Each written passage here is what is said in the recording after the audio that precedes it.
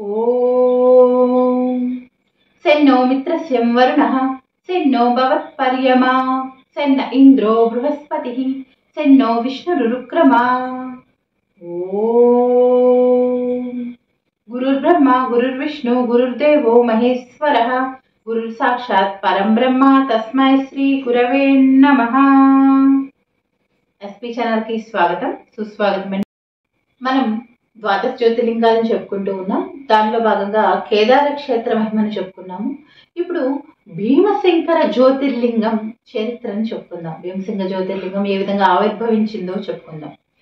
పూర్వకాలంలో కుంభకర్ణుడికి, రావణాసురుడి సోదరుడైనటువంటి కుంభకర్ణుడికి గర్కటి అనేటటువంటి రాక్షసి భార్య చేత, ఆయన భార్య, ఒకానొక భార్య పేరు గర్కటి, ఆమె రాక్షసి. ఆమె వలన భీముడు అనేటటువంటి ఒక దానవుడు జన్మించాడు. ఆ భీముడు తన తల్లితో కలిసి, గర్కటితో కలిసి సహ్యాద్రి పర్వతంపై నివసిస్తూ ఉండేవాడు. తల్లి కొడుకులు ఇద్దరే అక్కడ నివసిస్తూ ఉండేవారట. ఒకానొక రోజు ఆ భీముడు పిల్లవాడు తల్లిని చూసి, అమ్మా, మన ఇద్దరమే ఇక్కడ ఎందుకున్నాము? మా తండ్రి ఎవరు అసలా?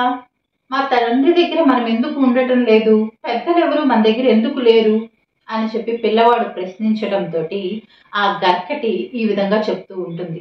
ఆ పిల్లవాడితో, భీముడితో ఈ విధంగా చెప్తూ ఉంటుంది. ఏమని చెప్తూ ఉంటుందంటే ఆ గర్కటి, వత్స, నా తండ్రి పేరు కర్కటుడు, తల్లి పేరు కర్కసి. నేను మొదటగా విరాదుడు అనే రాక్షసుణ్ణి వివాహం చేసుకున్నాను. వివాహం చేసుకున్న కొంతకాలానికి, ఇంకా మాకు పిల్లలు పుట్టక ముందే, శ్రీరాముడు వనవాస నిమిత్తమై వచ్చి ఆ విరాదుడు, నా పతి అయినటువంటి విరాదుడిని సంహరించేశాడు. సంహరించడంతో అప్పటి నుంచి నేను మా తల్లిదండ్రుల దగ్గరే, కర్కటుడు దగ్గరే ఉండటం మొదలుపెట్టా. తల్లిదండ్రుల దగ్గరే నివసిస్తూ ఉన్నా. మేము ముగ్గురం కూడా నివసించేవాళ్ళం.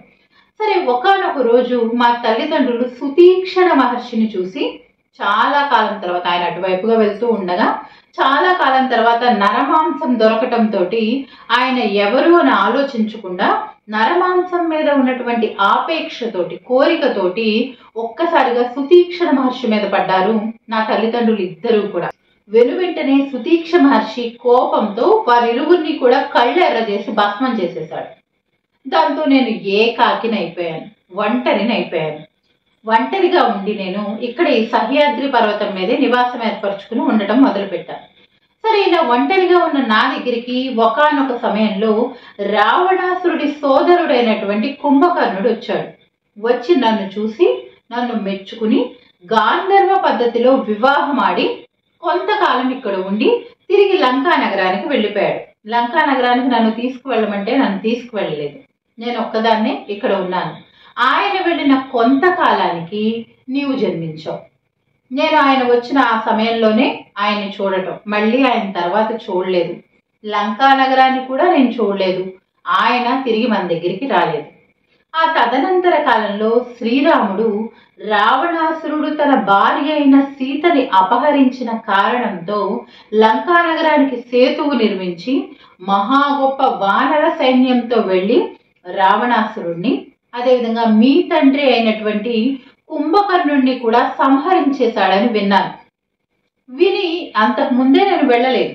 ఇక ఏ ఆశ లేక నీ మీదే, నా ఆశలన్నిటినీ కూడా నీ మీదే పెట్టుకుని ఇక్కడే ఇలా బతుకుతున్నాను నాయన అని చెప్పి తన పూర్వగాథనంతటినీ కూడా తన కుమారుడైన భీముడికి చెప్పింది ఈ కర్కటి. సరే, కథంతా విన్నాడు భీముడు. అతడు రాక్షసుడు కదా. రాక్షసుడైన భీముడు కోపంతో ఊగిపోయి మా తల్లి యొక్క పూర్వపు భర్త విరాదుణ్ణి చంపింది శ్రీరాముడే, నా కన్న తండ్రిని చంపింది శ్రీరాముడే అని కోపంతో తపస్సు చేయాలని నిశ్చయించుకున్నాడు. తపస్సు చేసి గొప్ప శక్తిని పొందాలి, గొప్ప శక్తిని పొంది శ్రీరాముడి మీద ప్రతీకారం తీర్చుకోవాలి, అందరి మీద ప్రతీకారం తీర్చేసుకోవాలి అని విపరీతమైన కోపం పూని తపస్సుకు పూనుకున్నాడు ఈ భీముడు. ఈ దుష్ట దానవుడు 1000 సంవత్సరాల కాలం పాటు బ్రహ్మదేవుడి కోసం తపస్సు చేశాడు. ఈ తపఫలితంగా తాపం పెరిగిపోయి దేవతల తాపాన్ని తట్టుకోలేక బ్రహ్మదేవుడికి మొరపెట్టుకోవడంతో బ్రహ్మదేవుడు ఇతడికి చాలా గొప్ప బలాన్ని వరంగా ప్రసాదించాడు. ఆ బల గర్వంతో ఈ దుష్టదానుడు, అసలే దుష్టుడు కదా, దాంతో రెచ్చిపోయినటువంటి దుష్టదానవుడు కామరూప దేశ రాజు అయినటువంటి, కామరూప దేశం రాజుగారి పేరు కూడా కామరూపేశ్వరుడే, ఆ కామరూపేశ్వరుణ్ణి జయించేసి ఆ కామరూప దేశాన్ని స్వాధీనం చేసుకుని తానే రాజై పరిపాలించడం మొదలుపెట్టాడు. ఇప్పుడు రాజుగారిని ఓడించాడు కదా, ఆ రాజుగారిని కామరూపేశ్వరుణ్ణి అదేవిధంగా దక్షిణ, ఆయన భార్య పేరు దక్షిణ, ఈ రాజదంపతుల్ని ఇరువురిని కూడా చెరసాలలో బంధించేసి తాను రాజ్య పరిపాలన చేయటం మొదలుపెట్టాడు. రాజదంపతులు ఇరువురు కూడా సర్వస్వం కోల్పోయి కఠినమైనటువంటి కారాగారంలో నివాసం ఉంటున్నప్పటికీ కూడా వాళ్ళు శివలింగ అర్చన మాత్రం మానలేదు. అక్కడ శివలింగం ఉండదు కదా, కాబట్టి అక్కడ దొరికేటటువంటి దుమ్ము మట్టి తడితోటే ఒక చిన్న పార్థివ లింగాన్ని ఒక దాన్ని తయారు చేసుకుని దాన్నే మనస్సుతో అర్చించడం మొదలుపెట్టారు. వాళ్ళకి పువ్వులు అదేవిధంగా నైవేద్యం అవేమీ దొరకవు కదా, మనస్సుతోనే పూలు వేసినట్లుగా, అక్షింతలు వేసి పూజ చేస్తున్నట్లుగా, వస్త్రాలని అన్నింటినీ అలంకారం చేసినట్టుగా ఊహించుకుంటూ రకరకాల వాళ్ళకు వచ్చిన నామాలు స్తోత్రాలు చదువుకుంటూ వదిలిపెట్టకుండా శివుడే దిక్కు అని చెప్పి ఆ దంపతులు ఇరువురు కూడా పరమేశ్వరుణ్ణి నమ్ముకుని పూజించడం మొదలుపెట్టారు. అక్కడే ఉండి ఆ గృహంలోనే పడి ఉండి ఆ పరమేశ్వరుని ధ్యానించడం మొదలుపెట్టారు. సరే, ఈలోగా ఈ భీముడు సమస్త భూమండలాన్ని జయించేసి వేద ధర్మాన్ని నాశనం చేసేయటమే కాకుండా అనేకమైన పాపకర్మలకి పూనుకుని మంచి వాళ్ళని బాధ పెడుతూ అనేకమైన పాపకర్మలు చేస్తూ సకల భోగాలు అనుభవిస్తూ ఉన్నాడు. అతడి యొక్క ఆగడాలు తట్టుకోలేకపోతున్నారు, దేవతలు తట్టుకోలేకపోతున్నారు, ఋషీశ్వరులు సాధారణ ప్రజానికం కూడా తట్టుకోలేకపోతున్నారు. దాంతో ఇతన్ని సంహరించగలిగిన వాడు పరమేశ్వరుడు తప్ప ఇంకెవ్వరూ లేరు అని చెప్పి నిశ్చయించుకున్నటువంటి దేవతలు ఋషీశ్వరులు అందరూ కూడా కైలాసానికి వెళ్ళి పరమేశ్వరుణ్ణి శరణు వేడారు. ఆయన్ని అనేక విధాలుగా స్తుతించారు. ఓ పరమేశ్వర, నీవు తప్ప ఇప్పుడు మమ్మల్ని రక్షించే దిక్కు లేదు అని చెప్పి అనేక విధాలుగా ఆయన్ని ప్రార్థించగా కరుణించినటువంటి ఆయన, ఓ దేవతలారా, ఋషీశ్వరులారా, బాధపడద్దు, త్వరలోనే ఆ రాక్షసుడైనటువంటి భీముణ్ణి సంహరిస్తానే. అతడు అందరినీ కూడా అనేక విధాలుగా బాధ పెడుతున్నాడు. ఆ భీమ రాక్షసుడు నా భక్తుడైనటువంటి కామరూపేశ్వరుణ్ణి కూడా పత్ని సమేతంగా బంధించాడు. కాబట్టి అతన్ని త్వరలోనే సంహరిస్తా. అతడి ఆగడాలు నేను గమనిస్తున్నా, మీరేం భయపడకండి, వెళ్ళండి అని చెప్పి ఆయన వాళ్ళందరికీ కూడా నచ్చ చెప్పి ధైర్యం చెప్పి పంపించి వేశాడు పరమేశ్వరుడు. సరే, ఇది ఇలా ఉండగా ఈ రాజదంపతులు ఇద్దరూ కూడా ఒక పార్థివ లింగాన్ని తయారు చేసి ఏవో పూజలు చేయటం, ఏవో చదవటం సరిగ్గా అర్థం కాకపోయినా కూడా వాళ్ళకి అర్థమైన రీతిలో రాజభటులు చూసి వెళ్ళి తమ ప్రభువు అయినటువంటి రాక్షసుడైన భీముడికి చెప్పారు. వాళ్ళు ఏదో చేస్తున్నారు, ఏదో పూజ చేస్తున్నారు, బహుశా నీ సంహారం కోసమే ఏదో క్షుద్ర పూజ లాంటిది ఏదో చేస్తున్నారు వాళ్ళు. వాళ్ళ కోరికే ఉంటుంది నీ సంహారమే కదా, కాబట్టి నీ సంహారం కోసమే చేస్తున్నారు అని చెప్పటంతో కోపంతో ఊగిపోతాడు భీముడు. వీళ్ళని జైల్లో కారాగారంలో పెట్టినా కూడా బుద్ధి రాలేదా, నా సంహారం కోసం పూనుకుంటారా అని కోపంతో వాళ్ళని సంహరించాలని ఒక పెద్ద ఖడ్గాన్ని తీసుకుని చెరసాల దగ్గరికి వచ్చేస్తాడు భీముడు. అలా వచ్చి అక్కడే ఉన్న శివలింగాన్ని రాజదంపతుల్ని ఇద్దరినీ కూడా చూసి ఈ శివలింగమా మిమ్మల్ని కాపాడేది, ఇతన్నేనా నన్ను సంహరించమని మీరు వేడుకుంటున్నారు అని చెప్పి శివుణ్ణి అధిక్షేపిస్తూ మాట్లాడటమే కాకుండా మిమ్మల్ని ఇప్పుడే సంహరించేస్తా, ఏ శివుడు వచ్చి కాపాడతాడో నేను చూస్తానని చెప్పి తన కరవాలని ఖడ్గాన్ని పైకెత్తి వాళ్ళ మీద విసరబోతాడు. అదే సమయంలో పార్థివలింగం నుంచి భీకర రూపంతో పరమేశ్వరుడు ఉద్భవిస్తాడు. అలా ఉద్భవించిన పరమేశ్వరుడు ఆ రాక్షసుడి వంక తీక్షణంగా చూస్తూ వీళ్ళని రక్షించడం కోసమే నేను వచ్చా, నా సామర్థ్యం ఏంటో చూద్దు గాని అని చెప్పి పలకటంతో ఆ ఖడ్గాన్ని పరమేశ్వరుడిపై ప్రయోగిస్తాడు భీముడు అనే రాక్షసుడు.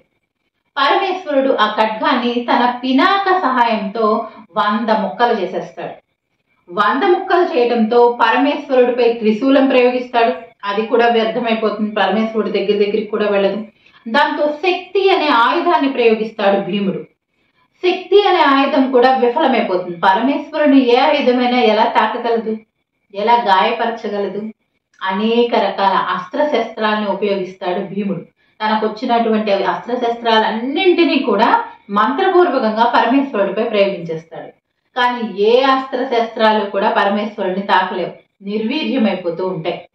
సరే, ఇదంతా కూడా దేవర్షులు వీళ్ళంతా ఆకాశం నుంచి చూస్తూ ఉంటారు.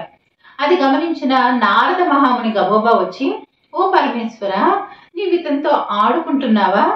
లోక సంరక్షణార్థం అతన్ని సంహరించవయ్యా అని చెప్పి ప్రార్థించటంతో పరమేశ్వరుడు అలాగే అని చెప్పి ఉగ్రంగా కోపంతో ఒక్కసారి హుంకరిస్తాడు. ఆ హుంకారానికి ఆ భీముడు అనే రాక్షసుడు అతని పరివారంతో సహా బూడిదైపోతాడు. అంటే యావత్ రాక్షసులంతా కూడా బూడిదిగా మారిపోయారు. ఒక్క రాక్షసుడు కూడా మిగిలిలేడు. అలా రాక్షసులంతా బూడిద అయిపోయినప్పటికీ కూడా పరమేశ్వరుడు యొక్క కోపం తగ్గట్లా, ఉగ్ర రూపంలోనే ఉన్నాడు ఆయన. దాంతో దేవతలు, ఈ రాజదంపతులు అంతా కూడా పరమేశ్వరుని, ఓ పరమేశ్వర శాంతించు మహానుభావ అని చెప్పి అనేక విధాలుగా ప్రార్థించారు. అలా ప్రార్థించడంతో పరమేశ్వరుడు తన కోపాన్ని ఆ పక్కనే ఉన్నటువంటి అరణ్యంలోకి వదిలేస్తాడు. ఆ కోపంతో పాటుగా ఈ భస్మం ఉంది కదా, రాక్షసుల యొక్క భస్మం, అది కూడా అడవిలోకి వెళ్తుంది. అలా అడవిలోకి వెళ్ళినటువంటి ఈ భస్మం, పరమేశ్వరుడు యొక్క కోపం రెండూ కలిసి ఓషధులు ఏర్పడతాయి. ఈ ఓషధులు ఎంత గొప్పవిట! ఏ రూపంలోకి కావాలంటే ఆ రూపంలోకి మనం మారిపోవచ్చు, ఏ వేషంలోకి కావాలంటే ఆ వేషంలోకి మారిపోవచ్చు. అంతేకాకుండా ఈ ఓషధులు సేవించడం ద్వారా భూతాలు, ప్రేతాలు, పిశాచాలు వీటి బాధ కూడా మనకి ఉండదు. అనేకమైన శక్తులు కూడా మనకు వస్తాయి. అటువంటి దివ్య ఓషధులుగా అక్కడ ఉన్నటువంటి అరణ్యంలో ఉన్నటువంటి వృక్షాలన్నీ కూడా మారిపోయాయి. సరే, చాలా గొప్ప ఓషధులు కదా అవి. అందుకని దేవతలు, అక్కడికి దేవతలంతా కూడా వచ్చేసారు. దేవతలు, ఋషిగణాలు వీళ్ళంతా కూడా పరమేశ్వరుని ప్రార్థించారు. ఓ మహానుభావ, ఈ భీమ రాక్షసుని సంహరించి మమ్మల్ని అందరినీ కరుణించిన ఈ ప్రాంతంలోనే, నువ్వు ఇక్కడ ఉద్భవించావు కదా, ఈ ప్రాంతంలోనే జ్యోతిర్లింగ రూపంలో ఉద్భవించు. ఈ ఓషధులు చాలా శక్తివంతమైనవి కదా. ఇటువంటి ఓషధులు చెడ్డవాళ్ళ దగ్గరికి వెళ్తే గనక దానివల్ల లోకాపకారం ఏదైనా జరగవచ్చు.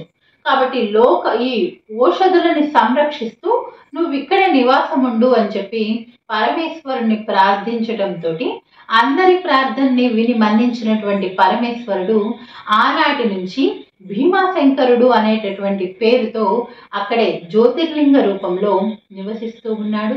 భక్తులను కరుణించి అనేకమైన వరాలని కురిపిస్తూ ఉన్నాడు. మిగిలిన జ్యోతిర్లింగ విశేషాలు మన తర్వాత భాగాల్లో తెలుసుకుందామండి. మీకు ఈ వీడియో నచ్చినట్లయితే లైక్ చేయండి, షేర్ చేయండి, మా ఛానల్ సబ్స్క్రైబ్ చేయండి. ధన్యవాదాలండి.